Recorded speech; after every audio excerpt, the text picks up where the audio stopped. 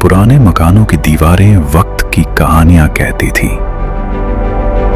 इसी मोहल्ले में एक 19 साल का लड़का आरव अपने माता पिता और छोटी बहन कनक के साथ रहता था। उसके पिता श्यामलाल एक प्राइवेट फैक्ट्री में मजदूरी करते थे और मां सरला घर में बैठकर पापड़ बनाकर पास की दुकानों में बेचती थी। आरव का सपना था सरकारी इंजीनियर बनना, लेकिन उसका सपना उस सीमित आमदनी के धुएं में कहीं घुटता सा लगने लगा था। फिर भी वो हार नहीं मानता। सुबह सुबह वो मोहल्ले में अखबार बांटता, फिर कॉलेज जाता, दोपहर में मोहल्ले के छोटे बच्चों को ट्यूशन पढ़ाता और रात को मां के साथ पापड़ सुखाने में मदद करता। जब सब थक कर सो जाते तब वो अपनी किताबें खोलता और पढ़ाई शुरू करता। लेकिन एक दिन जिंदगी ने उसे और कठोर झटका दिया। फैक्ट्री जहां उसके पिता काम करते थे अचानक बंद हो गई। घर की आमदनी का एकमात्र स्थायी सहारा भी छिन गया। अब घर का खर्च चलाने के लिए आरव को अखबार के साथ साथ सब्जी भी बेचनी पड़ी। 2 पहियों की इस जिम्मेदारी ने उसकी आत्मा थका दी थी। उसका करीबी दोस्त विवेक एक दिन बोला, भाई अब छोड़ दे ये सपना, इतना बोझ लेकर कौन पढ़ाई करता है। आरव चुप रहा, लेकिन उसके अंदर कुछ टूट गया था। अगले दिन वो बिना कुछ कहे उजाला नगर की पिछली पहाड़ियों पर बने पुराने शिव मंदिर की ओर चल पड़ा। मंदिर के पीछे एक वृद्ध महात्मा निरंजन बाबा अकेले बैठे थे। उनका चेहरा शांत था, आंखों में गहराई और चाल में तपस्या। आरव उनके पास जाकर बैठा और अचानक जोर जोर से रोने लगा। मैं बहुत थक गया हूँ बाबा, कितना और सहूं, मेहनत करता हूँ लेकिन हालात और बुरे हो जाते हैं, कोई रास्ता नहीं दिखता। बाबा निरंजन मुस्कुराए और बोले, बेटा एक काम करोगे मेरे लिए? आरव ने आंसू पोंछते हुए कहा, हाँ बाबा। उन्होंने कहा, इस पहाड़ी पर जो पुराना आम का पेड़ है उस पर एक कबूतर रोज घोंसला बना रहा है। अगले 10 दिन तक तुम उसका घोंसला रोज तोड़ देना, बस यही करना है, कोई सवाल नहीं। आरव चौंका, लेकिन कुछ बोला नहीं। वो पहले दिन गया और कबूतर का ताजा बना घोंसला डालियों से गिरा दिया। उसे अंदर से बहुत बुरा लगा। एक मासूम परिंदे का घर तोड़ना उसे क्रूर लगा, लेकिन वो जानता था कि बाबा कुछ समझाना चाहते हैं। अगले दिन वो फिर गया, देखा वही कबूतर नए तिनके लेकर लौटा है। आरव ने फिर उसका घर गिरा दिया। ये सिलसिला 10 दिनों तक चला। हर बार कबूतर दोबारा घर बनाता और हर बार आरव उसे तोड़ देता। हर दिन उसके दिल में अपराध बोध होता, लेकिन उसने बाबा की बात मानी और एक भी सवाल नहीं पूछा। 10वें दिन जब वो कबूतर का घोंसला तोड़ने गया तो हाथ पर आते ही रुक गया। उसका दिल नहीं माना। वो वापस बाबा के पास गया और बोला, बाबा मैं समझ नहीं पा रहा कि आप क्या सिखाना चाहते हैं। मैंने हर दिन उसका घोंसला गिराया, लेकिन वो फिर बनाने आता था, जैसे हार मानना जानता ही नहीं। मुझे हर दिन बुरा लगता था, लेकिन मैंने किया क्योंकि आपने कहा था। अब बताइए इसका मतलब क्या है? बाबा निरंजन ने एक गहरी सांस ली और बोले, यही मेरी पहली सीख है।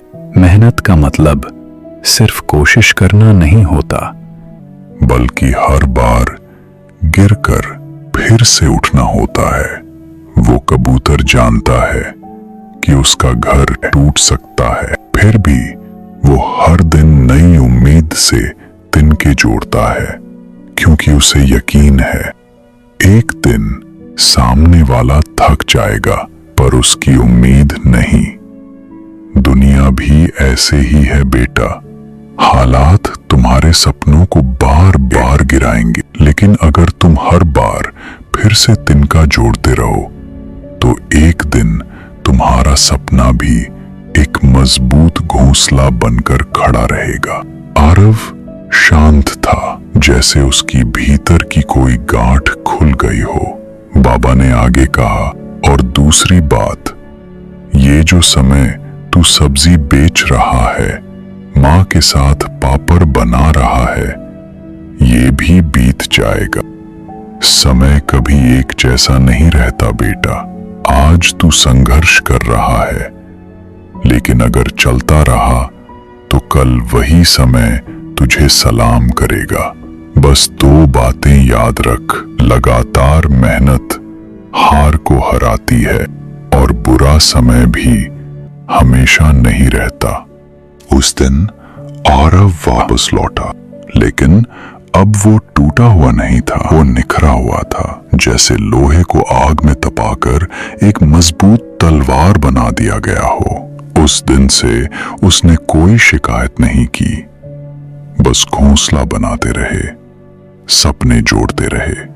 और कुछ साल बाद वही लड़का आरव इंजीनियर बना, और उसका सपना सिर्फ उसका नहीं रहा, बल्कि पूरे मोहल्ले की उम्मीद बन गया।